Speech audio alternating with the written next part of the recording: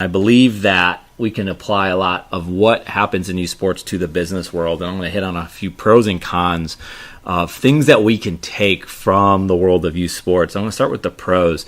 If you sit there and you watch a youth sports game, usually on the younger side, so I think there's something interesting that goes on somewhere between when the kids are young to when they start getting older, and maybe the level of competition has something to do with that. So maybe around the ages of like 12, or things start to change over a little bit.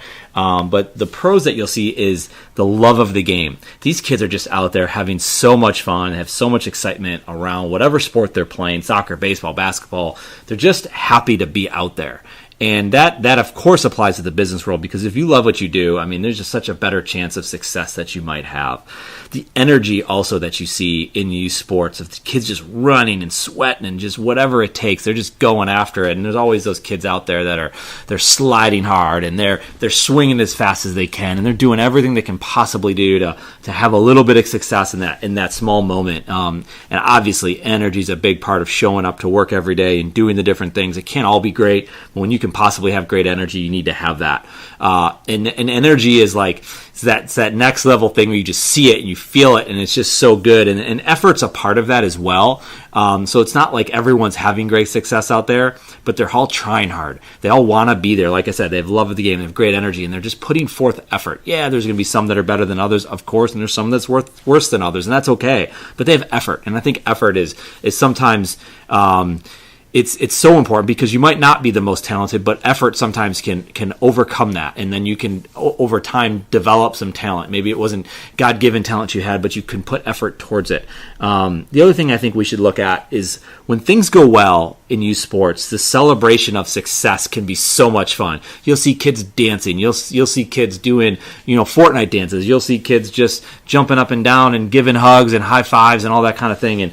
And sometimes I think in business we forget to celebrate the small successes. Yeah, there's some big successes down the road, I guess, but why not celebrate the small success? You make a sale. You haven't made a sale in a while. Get happy about it. Yeah, you got to get back to work, but have some success and get excited about it, and bring that inner youth back a little bit. And I'm not saying every single time jump up and down, and things change as you get older, but at the same time, I think celebrating those successes is really important. But what really got me on this topic was not necessarily the pros of it. It's not to say that I want to get to the negative side of it, but I think there is a lot of negative in youth sports.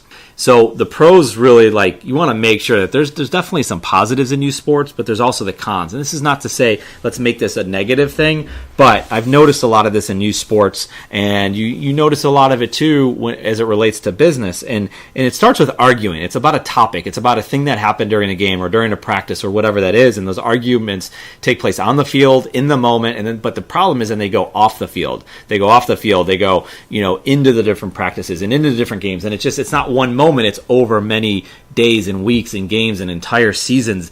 And what happens is it's blaming. You did something wrong, and I'm going to blame you for that. I did something wrong, and you're going to blame me for that. That doesn't help anybody out. It's killing the culture. I think a lot of it stems from no accountability. Do your job, and you do your job, and together, if we can combine those things, we can have a great team and we can have a great culture. Obviously, of course, a lot of this stems from leadership. Leadership could come from the coaches, because I'll see kids acting out, but the coaches won't have the they won't want to push things. They want to push the buttons that they need to push. If the best player isn't listening to the coach and the coach isn't willing to do anything about it at that age, well, then everyone's going to feel like that they can step out of line as well.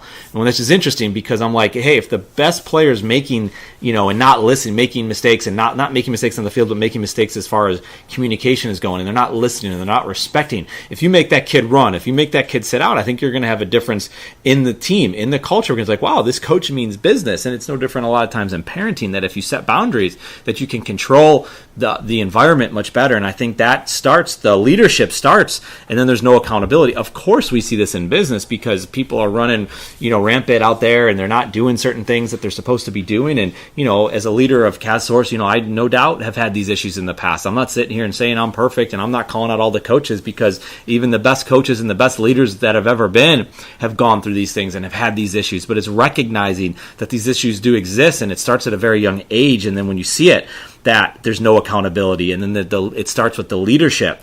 And the leadership, I think, could recognize that, hey, you know what? Another negative is cutting corners. You're not doing all the things you're supposed to be doing. Practice is 2 hours. Practice is 1 hour. Whatever that is, when you go home, are you doing the things that you need to do? Is this something you care deeply about? In business, if you're in sales, if you're in production, if you're in anything that you're doing and you're trying to get better, are you going home at night and are you done and turn it off? No doubt people have lives outside of the soccer field or the business field, whatever that they're doing. But are you willing to go the extra effort? Are you willing to do the extra things to get better? Are you holding yourself accountable to your team and doing all those things? And as a leader, checking in on you and making sure you're doing all those things.